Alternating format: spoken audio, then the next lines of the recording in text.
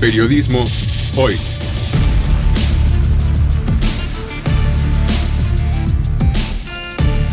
Avatares, riesgos y transformaciones del oficio de informar.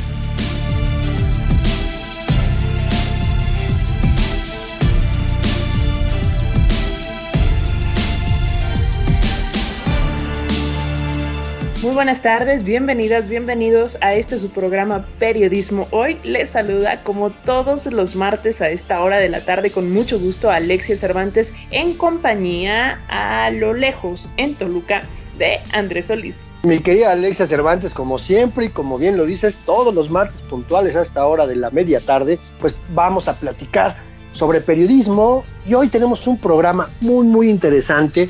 Déjame mencionar, Ale, este tema que es delicadísimo, que son las recientes amenazas proferidas por un grupo de crimen organizado en contra de una periodista, de Azucena Uresti y de otros medios de comunicación que pues vuelven a encender las alarmas en el tema de la violencia contra periodistas, de la facilidad que alguien puede tener para amenazar a alguien por hacer su trabajo, pero también las otras alarmas que es importante, que creo que hay que mencionar, Alexia, es que después de las amenazas que se hicieron públicas contra Azucena Uresti, varios medios de inmediato reaccionaron, y qué bueno que reaccionen, qué bueno que los medios grandes, los medios corporativos reaccionen para arropar a una periodista, a una colega, pero qué lástima, y lo tengo que decir con todas sus letras, porque a mí sí me pone de mal humor eso, ¿vale? Qué lástima que estos medios callen ante amenazas contra otros periodistas mundialmente desconocidos que viven en lo local, que viven en medio de la violencia permanente de estos mismos grupos criminales,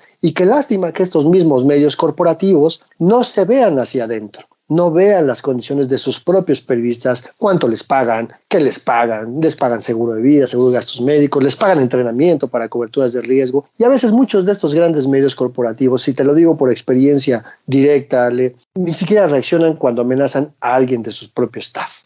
Sin duda, Andrés, yo creo fielmente que ninguna amenaza contra un colega periodista debe ser ninguneada, independientemente de si trabaja para el medio que trabaje, que si trabaja para El Universal o para Milenio o para cualquiera de estos medios que luego los etiquetan como fifís. Creo que eso va más allá, ¿no? Ninguna amenaza debe ser menospreciada ni tomada a menos por el riesgo que implica, pero sí es importante que destaquemos que ojalá que así como se dio pues rápido movimiento mediático, por así decirlo, una rápida respuesta también de las autoridades y de parte del mecanismo de protección a periodistas y personas defensoras de derechos humanos, sería bueno que esto sucediera siempre con las y los colegas que en diferentes puntos de la República se enfrentan a amenazas similares, ¿no?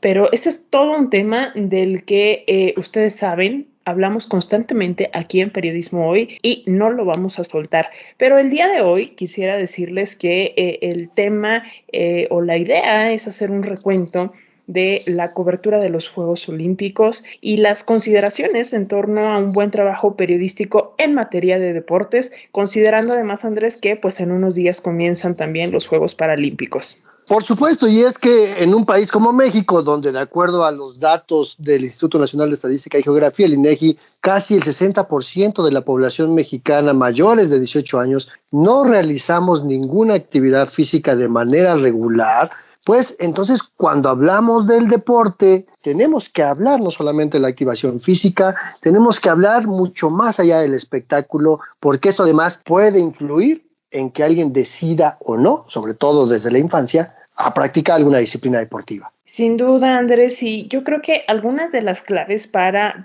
tener una buena cobertura, para hacer una buena cobertura, tienen que ver con evitar los comentarios sexistas. De esto vamos a hacer todo un programa, créanme. También no burlarse del nombre o de las características físicas de los atletas. Vaya a centrarse en lo deportivo, en lo que sucede en la cancha, en lo que sucede allí en el escenario, en la piscina. Dar una buena explicación también en torno a deportes que no son tan comunes, pero que requieren también de técnica y de esfuerzos excepcionales, ¿no? Por supuesto, porque además el periodismo deportivo es dentro y fuera de las pistas, dentro y fuera de las canchas, dentro y fuera de las piscinas. Y de todo esto vamos a platicar con Ricardo Ventura, un periodista especializado justamente en estos temas y que además ha tenido experiencia en la cobertura de grandes eventos. Pues comuníquense con nosotros. En Facebook nos encuentran como Periodismo Hoy y en Twitter como @hoyperiodismo. Y justamente aquí tenemos varios de sus mensajes, pero antes de leer los mensajes, déjame hacer una reiteración importante. Desde este espacio, desde Periodismo Hoy, desde este programa de periodistas para periodistas de Radio Educación, déjame reiterar mi solidaridad personal y la de todo el equipo de producción con Azucena Uresti ante estas amenazas, en espera de que pues todo transcurra bien. Pero insisto, con este también llamado a todos los sectores involucrados, a que nos solidaricemos de la misma manera con todos y todas las periodistas que siempre están bajo la línea de fuego y bajo las amenazas constantes de crimen organizado, de autoridades, de gobiernos y de otros sectores sociales. En fin, vamos con los mensajes, si te parece, mi querida Alexia Cervantes, porque nos escribió Guillermo Hernández: el periodismo, como cualquier profesión, tiene un valor, porque implica destinar tiempo para dicho ejercicio y también implica calidad en la información que se transmite, que por cierto tiene que ver con el apego a un código de ética, la imparcialidad, así como el profesionalismo. Con ello, dice Guillermo Hernández, se sustenta el valor monetario que conlleva el servicio de la información, que además es una necesidad humana. Con esto me convenzo en pagar el servicio del periodismo que consulto y consumo por ética al reconocer su actividad profesional. Nos dice Guillermo Hernández, por supuesto, en referencia al programa de la semana pasada, donde platicamos sobre precisamente el periodismo por suscripción. Qué bonito mensaje, de verdad me llegó, me llenó y me encantó, y yo creo que si todas las personas pensáramos o externáramos estas opiniones como las y los radioescuchas de Radio Educación, otro panorama mediático nos pintaría. Pero bueno, nos dice Alejandro Jaramillo, interesante tema, saludos. Concuerdo contigo, Alexia, es un gran mensaje el de Guillermo y tiene toda la razón, y por eso me encanta que este programa lo hacemos pensando en las audiencias más que en cualquier otro público de conocedor o no conocedor. Bueno, también nos escribe a través de Twitter, bots para todos, @bots para todos, dice: ya estoy escuchando la joya de la radio que es Periodismo Hoy en Radio Educación, con la excelente conducción de @ASolisa y @Alexia_radio. Muchísimas gracias a nuestro querido Radio Escucha, bots para todos. Está muy bueno el nombre de usuario, y bueno, pues los invitamos a que nos envíen sus saludos. En Facebook nos encuentran como Periodismo Hoy, en Twitter como @hoyperiodismo, y bueno, no necesariamente saludos, también preguntas, dudas, sugerencias, reclamos, se vale de todo. Decirles también que este podcast y todos los que llevamos a lo largo de este año y medio los pueden encontrar en la página www.e-medioradio.edu.mx. Así es, y vamos, si te parece, mi querida Alexia Cervantes, con las primeras pistas de periodismo en persona, porque hoy vamos a platicar de un periodista que ha mostrado una enorme capacidad de investigación. Actualmente hace periodismo, es profesor de la maestría en periodismo de asuntos públicos en el CIDE y además también da clases en la Fundación Nuevo Periodismo Iberoamericano Gabriel García Márquez. Es uno de los periodistas que estuvo implicado en una investigación sobre Enrique Peña Nieto, que además les hizo merecedores del Premio Nacional de Periodismo en 2014. Pues ahí está. Yo creo que está muy fácil, la verdad. Así que si ya saben de quién se trata, comuníquense con nosotros. Y mientras, vamos a escuchar una primera parte de nuestra entrevista sobre la cobertura periodística de los Juegos Olímpicos Tokio 2020.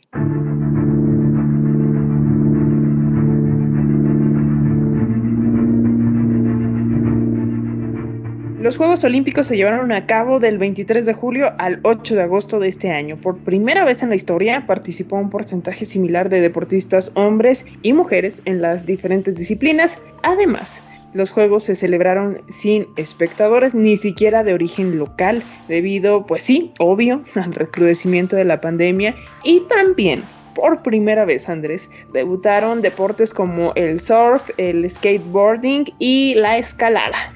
Sin lugar a dudas, Alexia Cervantes, estos han sido los Juegos Olímpicos pues más sui generis en la historia reciente y que nos ha tocado vivir. ¿no? Porque además era Tokio 2020, pero se realizaron en 2021 sin público y solamente un reducido grupo de personas, y también, Alexia, un reducido número de periodistas. Y para hablar precisamente de cómo se dio la cobertura periodística de estos Juegos Olímpicos, y que además vienen los Juegos Paralímpicos que también están próximos a iniciar, pues hoy vamos a platicar con un periodista deportivo, por supuesto, que tiene más de 20 años de experiencia en medios digitales, en medios impresos, en radio, en televisión. Ha trabajado en Televisa Deportes, en TV Azteca, W Radio, Estado Deportes, en Efecto Televisión, y es además uno de los periodistas que tengo el privilegio y placer de conocer desde hace muchos años, que es experto en deportes específicos como el fútbol americano, como el básquetbol, y que además ha hecho coberturas, por supuesto, del fútbol nacional,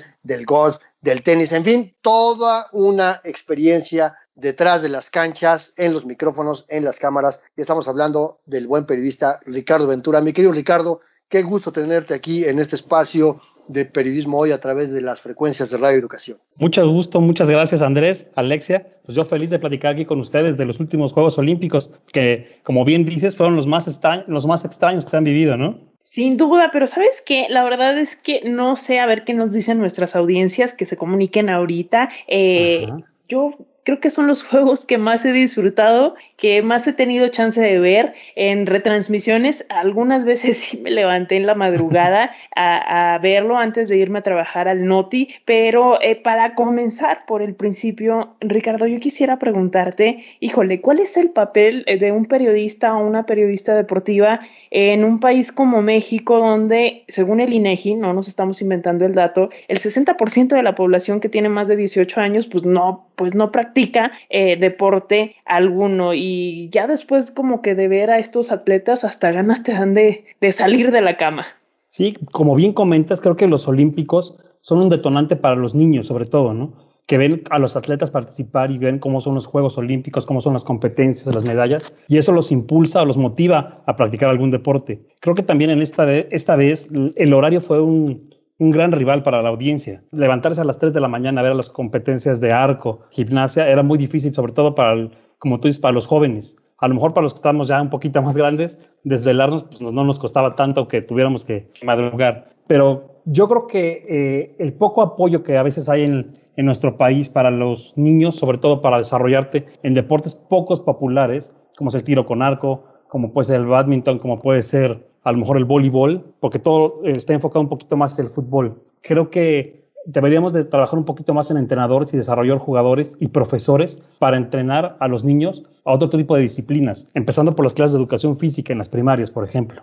Y vamos a hablar un poquito más adelante de estos temas que, por supuesto, pues son parte del colofón, sobre todo cuando vemos los resultados de la delegación mexicana en estos Juegos, Ricardo. Pero yo quisiera preguntarte también, para que nos pongas un poquito en contexto. Tú que has cubierto eventos deportivos de gran calado, como el Super Bowl, por ejemplo, ¿no? O torneos internacionales. ¿Cómo viste a la prensa? ¿Cómo viste la cobertura periodística? ¿Cuáles crees que fueron los retos, los impedimentos más notorios en estos Juegos Olímpicos? Pues donde inclusive no pudieron faltar los contagios de COVID.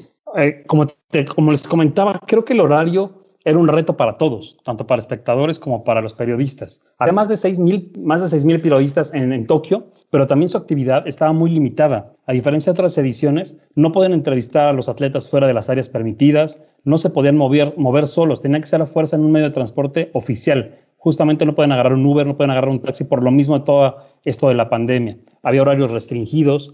Entonces creo que mucho de estos Juegos Olímpicos, en el caso del periodismo, estuvo bien apoyado por las redes sociales, por todo lo que podemos ver en vivo a través de YouTube o por cosas en Twitter, que es donde generalmente ahora la gente se informa. Si se dan cuenta de Río o de Londres 2012, era nada más quizá informarnos por medio de fotos y texto. Para Río empezó un poquito más, digamos que compartir video, y ahora en estos Juegos Olímpicos el video era casi indispensable para poder compartir lo que estaba pasando en las actividades, sobre todo por el horario.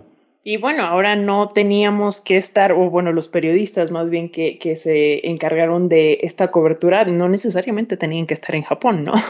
Eso es bien importante, ¿no? O sea, generalmente las televisoras mexicanas mandan grandes grupos de reporteros para cubrir los Juegos Olímpicos. En esta ocasión, y también por la pandemia, pues si se dieron cuenta había 3 o 4 de cada televisora porque también no había mucho que cubrir. O sea, literal, no había tanta facilidad para desplazarse y cubrir. Ahora te podías informar más rápido por todo lo que puedes encontrar en las redes sociales. Fíjate que platicaba yo con algunos colegas de Televisa, precisamente camarógrafos que también han cubierto muchos Juegos Olímpicos, y eso me decían, ¿no? Que su empresa pues había mandado un grupo muy pequeñito, lo que jamás había sucedido en la historia de Televisa, y que también, por ejemplo, pues eso, los derechos de transmisión, que tú sabes muy bien cómo funcionan, Ricardo, pues los acaparó Claro.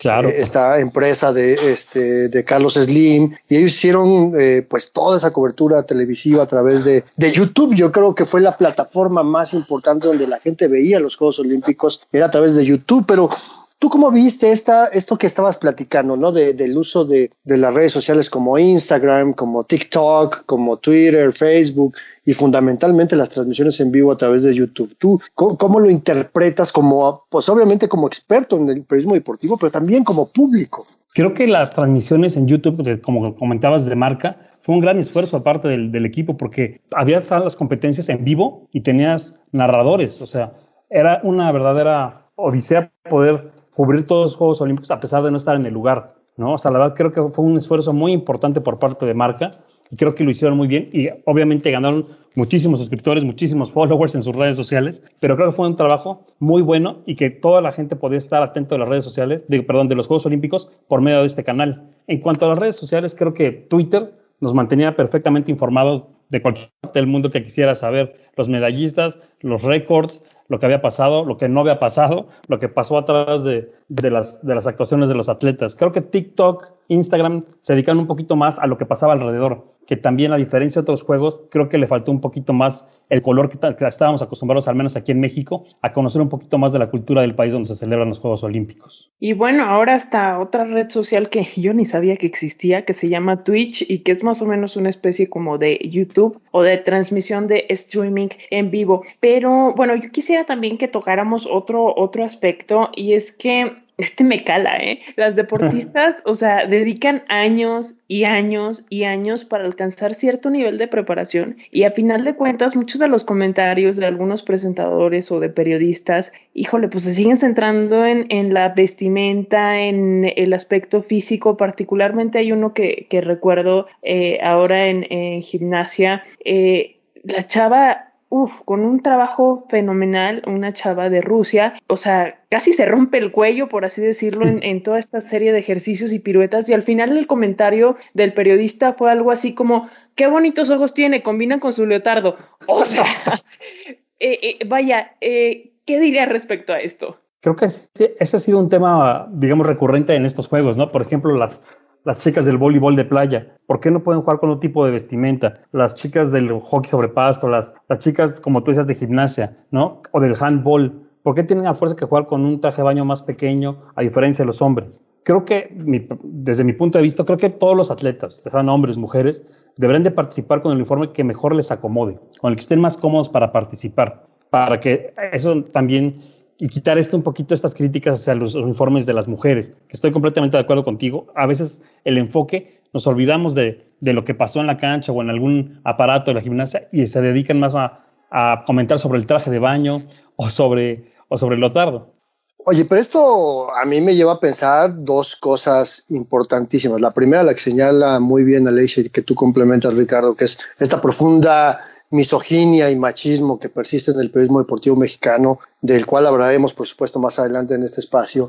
Y la otra es que lo único que muestran pues es el desconocimiento de estos periodistas, de estos colegas, de ciertas disciplinas deportivas, ¿no? De ser monotemáticos, de ser periodistas que solamente hablan de un deporte en particular, fundamentalmente el fútbol, soccer, pues los hace ignorantes de todo lo demás. Y entonces, ¿qué pierde la audiencia cuando también mandamos a este tipo de justas deportivas tan relevantes a periodistas que no tienen el conocimiento y la experiencia? Eso que comentas es bien importante, porque obviamente la gente no está pendiente de los atletas olímpicos durante las Olimpiadas, que es el proceso que pasan durante 4 años entre un evento y el otro. La gente se prepara, la gente que está acostumbrada a cubrir el deporte amateur, tanto en México como en otros países, conoce y ubica bien las disciplinas, los atletas y todo lo que ha pasado para poder llegar a los Juegos Olímpicos. La gente que se prepara o que invitan a participar 1 o 2 meses antes de las competencias no conocen ni los términos, ni cómo es la calificación, ni la puntuación, ni lo que requiere para estar ahí, por ejemplo, ¿no? Entonces, como bien dices, a veces es más desinformación y más crítica sin un fundamento para los atletas.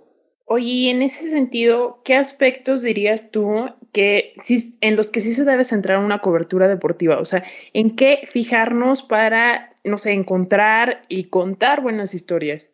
Creo que hay historias muy buenas, por ejemplo, contar la trayectoria, lo que ha tenido que los campeonatos mundiales o el camino que tuvo que pasar un atleta para llegar a los Juegos Olímpicos. Como a lo mejor, si quieren andar un poquito más en este tema, mucha gente califica como de fracaso lo que hace un atleta durante los Juegos Olímpicos y que no consigue una medalla. Yo particularmente creo que estar en los Juegos Olímpicos ya es ganancia. Es estar entre los mejores atletas del mundo, participar contra los mejores atletas del mundo y contra los mejores países del mundo. Entonces, creo que criticar o opinar de algo que no sabes también demerita un poquito el trabajo que hacen los atletas.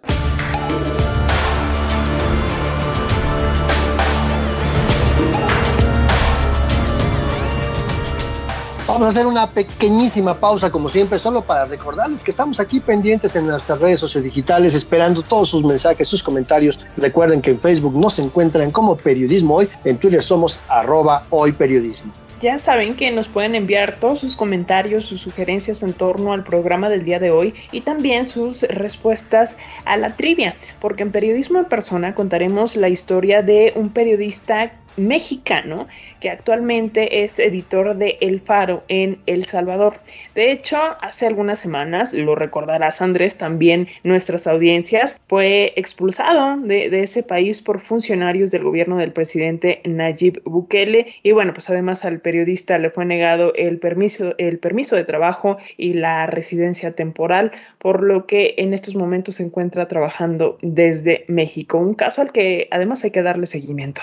Y que no les voy a adelantar la respuesta, pero es curioso el argumento que utilizó el gobierno de Nayib Bukele en El Salvador para la expulsión de este colega periodista. Fue el mayor absurdo que se les pueda imaginar. Pero bueno, comuníquense a todas nuestras vías de comunicación, si es que ya saben de quién vamos a platicar en Periodismo en Persona. Mientras tanto, vamos a seguir hablando con el periodista Ricardo Ventura sobre cómo vimos la cobertura periodística precisamente de estos Juegos Olímpicos que acaban de terminar, por lo menos en la parte del deporte no adaptado, y que van a empezar, como bien lo decías Alexia Cervantes hace unos minutos, próximamente la versión paralímpica de los Juegos Olímpicos, y nos vamos a seguir platicando con Ricardo Ventura sobre cómo vimos a los medios, a los periodistas, qué hicimos bien, qué hicimos mal en estos Juegos de Tokio 2020.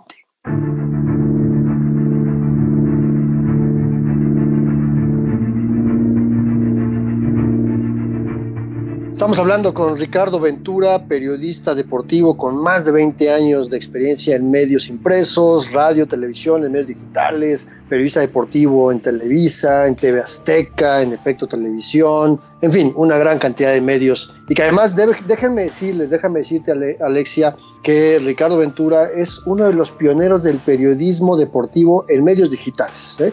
Eso es importante aclararlo, porque Ricardo Ventura es de una generación de periodistas que fueron parte de la redacción del primer periódico nativo digital en México, que se llamaba Mexis, después todos.com, y él fue la primera redacción 24/7 del periodismo deportivo. Y justo esto me lleva a preguntarte lo siguiente, Ricardo, porque hablas de la calidad del periodismo deportivo, hablas de la falta de preparación de ciertos periodistas en temas muy fundamentales, que no podemos decir que entonces son periodistas deportivos al 100% si solamente hablan de un tema o cuando muestran la ignorancia. Entonces, ¿cómo debemos de preparar a las futuras generaciones de periodistas deportivos? Que además, tú lo sabes bien, el deporte amateur está prácticamente invisibilizado y el deporte amateur es el primer paso para una olimpiada. Claro, sí, o sea, creo que sería importante también dar a conocer los deportes, ¿no? A lo mejor la gente y los periodistas ahora actualmente ya no estudian como antes, porque ahora está todo mucho más accesible en solamente agarrando a Google y poner qué pasó. Antes creo que había más preparación, libros, tenías que aprenderte quizás los récords o todas las trayectorias, ¿no? Ahora está todo muy, muy a la mano. Y creo que a lo mejor también podría ser mucho más sencillo y se confían y llegan a una transmisión sabiendo que tienen los datos o la información a unos segundos de poderlo consultar. Creo que sería bueno dar capacitación, sobre todo de deportes que no son tan populares, como les comentaba hace un momento. A lo mejor olvidarnos un poquito de los clásicos de los Juegos Olímpicos y, por ejemplo, poner educacionales, videos para los niños de cómo es el esgrima, de cómo es el salto de longitud, o sea, competencias que no son tan familiares, por ejemplo, el taekwondo, que es tan importante para la delegación mexicana, que la gente no sabe cómo es la puntuación, cómo se define un ganador. Creo que esa parte de la desinformación a veces también nos lleva a criticar a los atletas, ¿no? ¿Cómo es que no ganó? Pues que a lo mejor no sabes cómo se califica esta prueba y por eso llegamos a este punto de criticarlos. Definitivamente, o sea, a mí me cuesta trabajo hacer una sentadilla, o sea, una abdominal, que yo les digo abominables, y con qué cara voy a reclamar a los deportistas, ¿no? Ese también es otro punto, y yo justo en estos Juegos Olímpicos me enteré que existían deportes como el hockey sobre pasto, ¿no? Que son deportes de los que, híjole, no siempre se habla en los medios de comunicación. Pero Ricardo, ahora, ya hablamos como de estos aspectos en los que sí debemos fijarnos, en esto de las historias de los propios deportistas, en lo que tienen que pasar para llegar a los Juegos Olímpicos, pero ¿qué aspectos no debemos, en qué aspectos más bien no debemos hacer énfasis, ¿no? Además de este tema de la apariencia. A mí me brinca, por ejemplo, el tema de la burla de los nombres o los apellidos de los atletas de otras partes del mundo. Sí, claro. O sea, también se dio mucho esto, como dices, en estos juegos, ¿no? O sea, está la parte chistosa, que es la parte, pero yo creo que es la parte justamente relacionada a los memes en redes sociales, que te va a generar likes, que te va a generar followers, que sabes que no está literalmente relacionado a un contenido deportivo periodístico. Creo que ahora se ha perdido un poquito más en consultar una nota, por ejemplo. ¿Qué ha pasado con los récords? ¿Qué ha pasado con la carrera de algunos atletas? Simplemente nos enfocamos quizá nada más a una foto, a postearlo, a lo que hacen los tuiteros, lo que hacen la gente en Facebook, ¿no? O sea, que ya por solamente comentar algo, ya quizá puede ser un influencer y platicar sobre el tema. Híjole, acabas de tocar un punto que me parece súper esencial, Ricardo, y que es este asunto de que no es lo mismo hacer un meme, hacer un comentario, una burla, una foto, que hacerla viral y hacer periodismo, ¿no? O sea, todo lo demás cualquiera, pero hacer periodismo pues supone evidentemente el criterio de verificación, de contrastación, de investigación, de testimonios, de datos duros, de gráficas, estadísticas, etcétera, etcétera, ¿no? Entonces creo que sí es bien importante esto que dices. O sea, esto del periodismo ciudadano es un mito, no existe. El periodismo es una actividad profesional que requiere preparación. Pero entonces esto que bien señalas, Ricardo, de que una cosa es querer tener tráfico y generar tráfico hacia los sitios web, hacia los medios digitales de los medios deportivos, pero ¿qué más le vamos a ofrecer entonces a la audiencia? Porque, ok, ya te atraje a mi sitio web, ya te atraje a mi perfil de Facebook, ¿qué más te voy a dar aparte de un meme? Bien importante lo que dices y lo que comentamos ahorita sobre el uniforme, por ejemplo, de las mujeres, ¿no? O sea, el encabezado de una nota, pues no creerás quién quedó en segundo lugar. O sea, clickbait para que sepa que te metas. Y ya que estás dentro, es una nota de 3 renglones o 4 renglones y está relacionada una de ve las mujeres más hermosas de los Juegos Olímpicos o ve los trajes de baño más espectaculares de la competencia. Entonces, en realidad, como tú dices, no estás ofreciendo un contenido periodístico.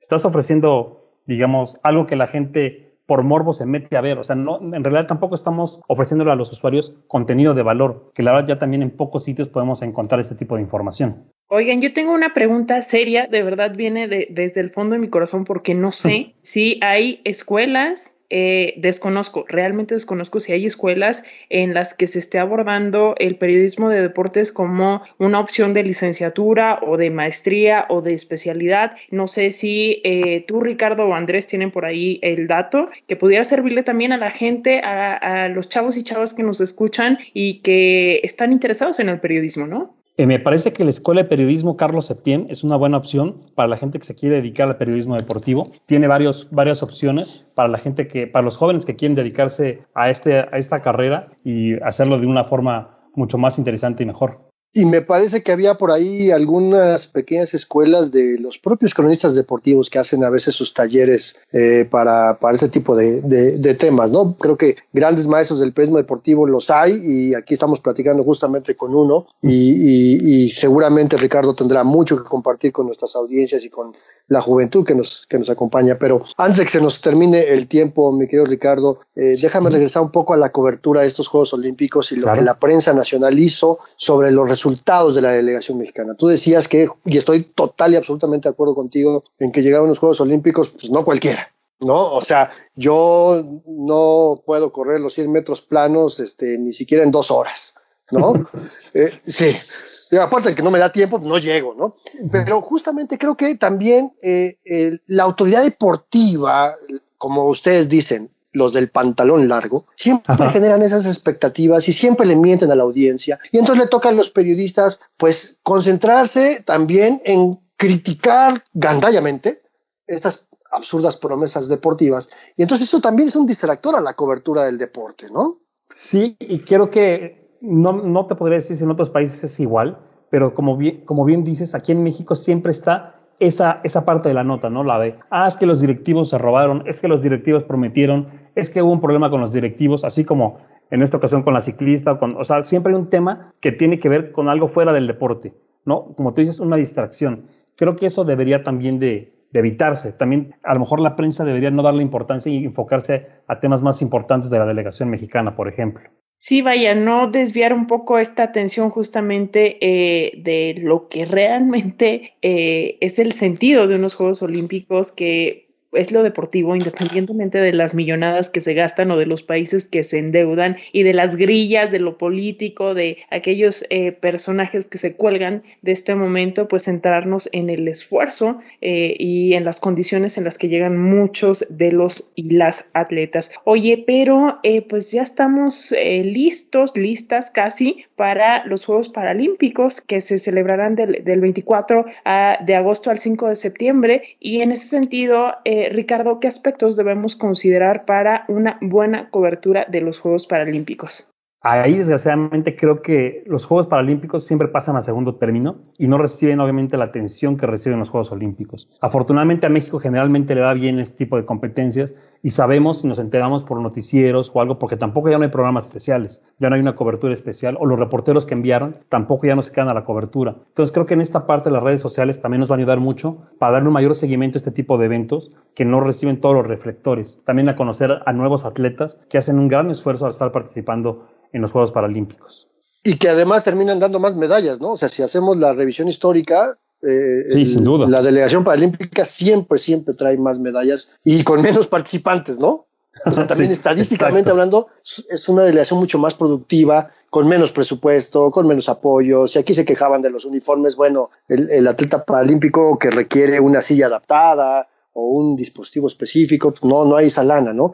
Pero también creo que es importante, Ricardo, que tú nos expliques un poquito el after, ¿no? ¿Qué nos queda después de los Juegos Olímpicos? ¿Qué deberíamos de hacer como periodistas deportivos ya que pasó un evento de este gran calado? Porque, por ejemplo, hacía referencia a los Juegos de Río de hace 5 años. Bueno, hay que recordar que los estadios que se construyeron para esa justa olímpica en Río de Janeiro se construyeron por esta famosísima empresa Odebrecht, con todo este rollo de corrupción, y el gobierno de Brasil sigue debiendo esos estadios y sigue debiendo muchas otras cosas más, que se quedó endeudado y que seguramente con la pandemia la deuda se incrementará, y que también estos Juegos Olímpicos en Tokio le generaron una pérdida económica a la ciudad, pues importante, pero también este rollo de la corrupción que puede girar en torno al equipo de softball femenil, los apoyos que se prometieron y que no llegaron. O sea, ¿qué tenemos que hacer después de un evento grande,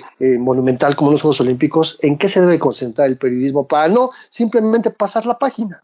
Claro, o sea, como dices, hay un buen de temas que podemos abarcar. Por ejemplo, este que mencionas en Brasil de los estadios. Es bien importante saber qué va a pasar ahora con toda la infraestructura que se armó en Tokio. No hubo asistentes, no hubo ni siquiera turistas, ¿no? Entonces, ¿qué va a pasar con la inversión que tenían? Con todo lo que gastaron, porque hasta los patrocinadores se retiraron. Entonces, por ejemplo, investigar qué va a pasar con todo el dinero que se perdió o cómo pretenden recuperarlo. En cuanto a los atletas, creo que es bien importante darse cuenta de quiénes son las futuras estrellas, los futuros atletas que nos pueden representar en los otros Juegos Olímpicos, y empezar a darle un verdadero seguimiento, empezar a conocer más su preparación, seguirlos en Juegos Panamericanos, Centroamericanos, campeonatos mundiales, para llegar justamente a París sabiendo perfectamente lo que tenemos en nuestra delegación, no nada más apuntarnos a los Juegos Olímpicos 2 o 3 meses antes y querer explicar o platicar de lo que son nuestros atletas. Y que además es un ciclo que va a durar solo 3 años, ¿no? Exacto, ahora solamente son 3 años, que ahora la espera será menor,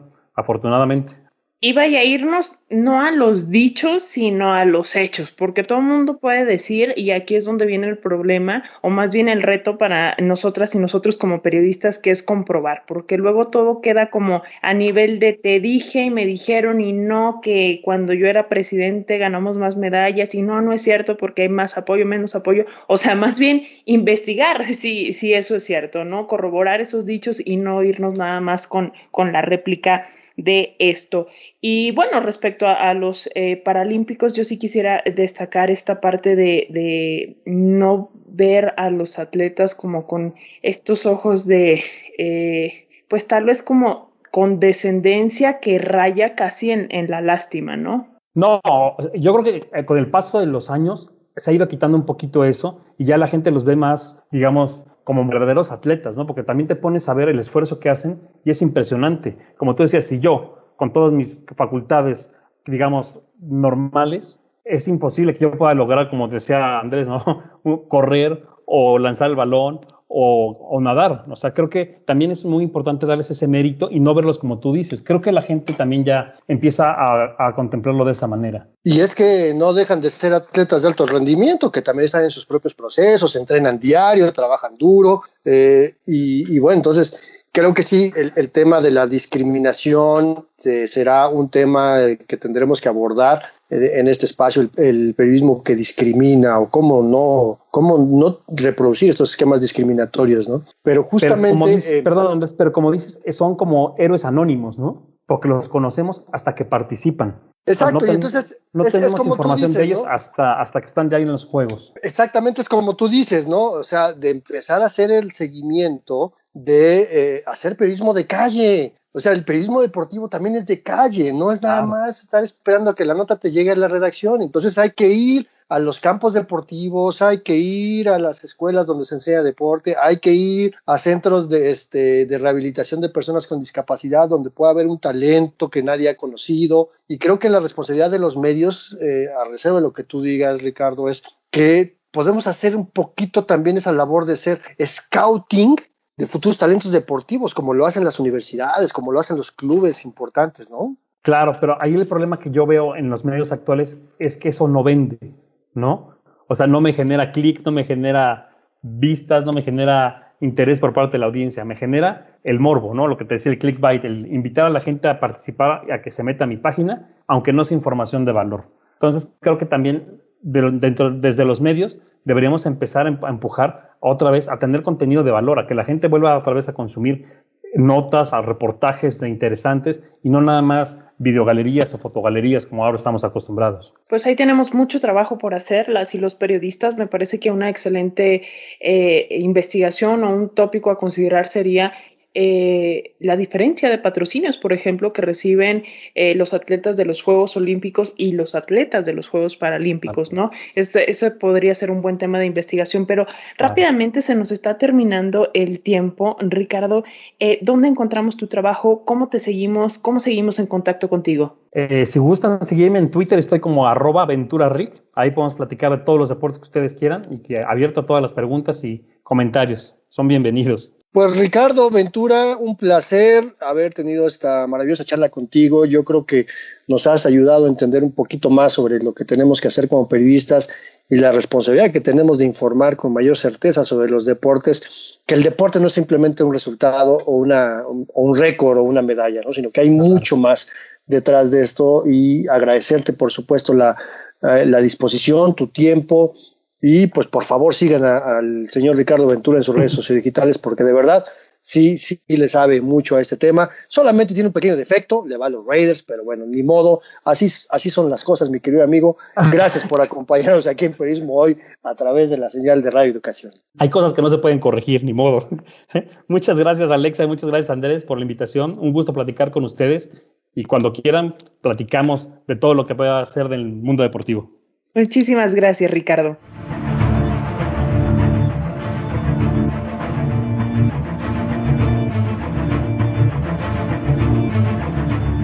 Bueno, la verdad es que cuando hablamos de temas en los que no soy experto, me encanta porque me clavo y me enciendo y me entusiasmo, y creo que se notó mucho en esta entrevista con además un personaje al que aprecio mucho, que es Ricardo Ventura, un gran amigo hace muchos años, que de verdad me consta que es un gran periodista deportivo. Pero si quieren volver a escucharla, si algo no les quedó claro, si quieren usar los contenidos de nuestro programa Periodismo Hoy para sus charlas de café, para sus clases de lo que sea, pues recuerden que está disponible nuestro podcast en la página de Radio Educación. Ahí está el micrositio Periodismo Hoy en www.e-medioradio.edu.mx. Y además, si ustedes tienen un dispositivo de la marca de La Manzanita, que tiene sus oficinas centrales en Estados Unidos, pero todo lo fabrican en China, bueno, pues se pueden suscribir a nuestro podcast y de inmediato, de manera automática, se descarga en sus dispositivos, ya sea su teléfono inteligente, su tableta o inclusive en su computadora. Pues dicho esto, llegó el momento de nuestra sección Periodismo en Persona, una sección que quiero recordarles, prepara Andrés Solís, que está dedicada hoy a uno de los periodistas de investigación más reconocidos de estos tiempos. Además, fue mi profesor, así que ando de presumida. Es autor de investigaciones como La Casa Blanca de Peña Nieto, también el entramado detrás de la operación de espionaje Pegasus y también la negra historia de Odebrecht en México. Esto por mencionar algunos de sus trabajos periodísticos con más impacto informativo. Escuchen bien, ¿de quién se trata?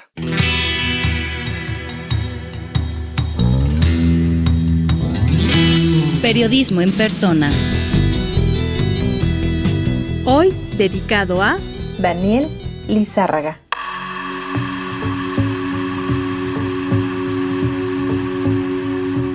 La mañana del 8 de julio de 2021, agentes del gobierno de El Salvador se presentaron en la redacción del diario El Faro, medio digital decano de América Latina, con una orden muy clara. El recientemente nombrado editor del Faro tenía 5 días para abandonar el país con el argumento de que no es periodista. Su nombre es Daniel Lizárraga.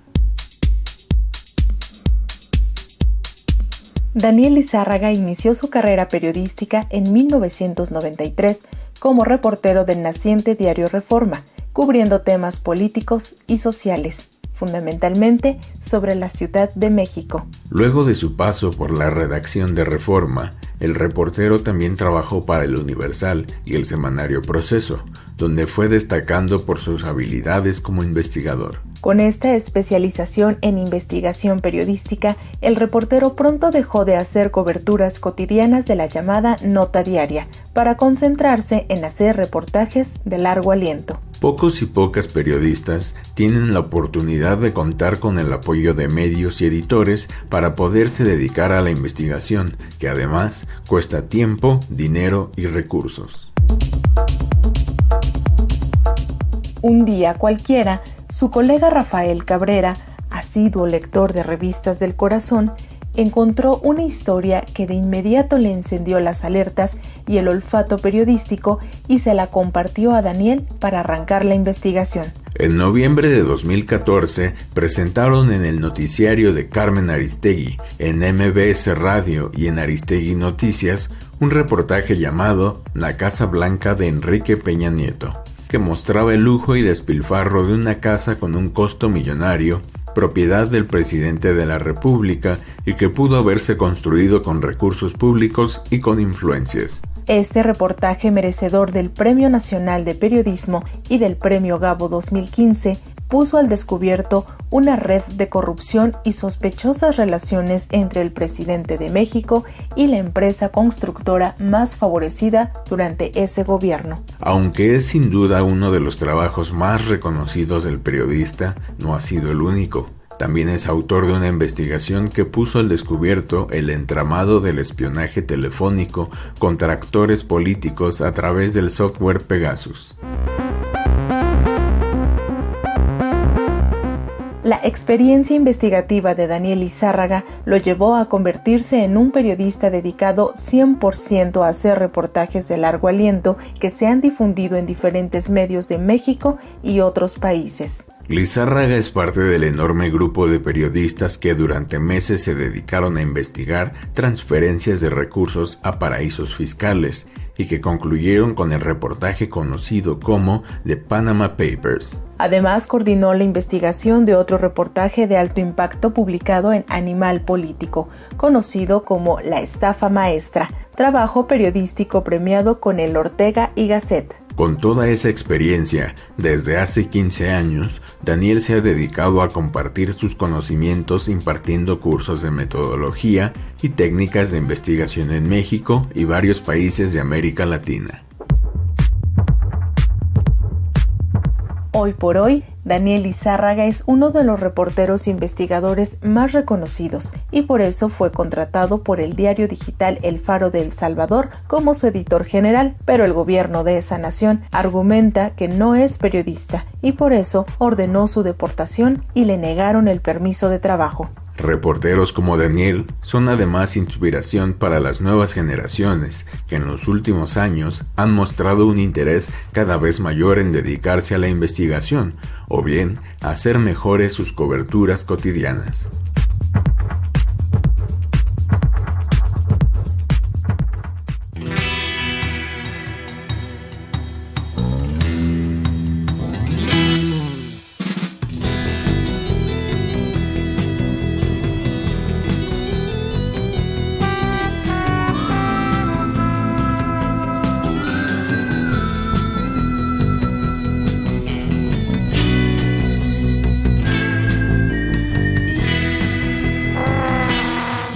Pues se nos acabó el tiempo. Andrés, es hora de despedirnos. Muchísimas gracias por su sintonía en las distintas frecuencias de Radio Educación, también a quienes nos escuchan a través de plataformas digitales. Yo no sé si te pasa lo mismo que a mí, pero la verdad es que me entra la nostalgia cada vez que se nos acaba el tiempo del programa, pero me abre el entusiasmo porque empezamos a preparar el programa de la siguiente semana y echamos a andar todos los kilos aquí en este maravilloso equipo de producción de Periodismo Hoy. Y recuerden que pues nuestra cita es todos los martes, pasaditas las 13 horas. Mientras tanto, termina el programa, bajamos la cortina, pero reiniciamos la conversación a través de redes sociales digitales. En Facebook, recuérdenlo, somos Periodismo Hoy. En Twitter somos @hoyperiodismo. Pues como siempre, Andrés Solís, un gusto y nos escuchamos la próxima semana. El placer es mío, Alexia Cervantes. Nos escuchamos el martes, pasadita a la 1 de la tarde. Hasta la próxima.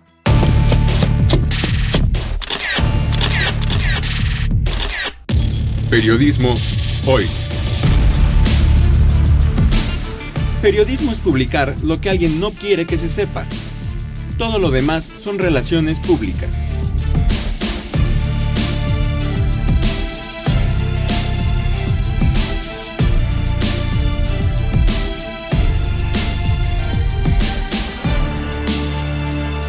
Trabajamos para usted en el servicio social Samantha Bautista y William Sandoval, en la edición digital Alejandro Ramírez, la musicalización es de Oscar Solís, la asistencia de producción de Edith Rojas, en la conducción Alexia Cervantes y Andrés Solís, en una producción a cargo de Graciela Ramírez para Radio Educación.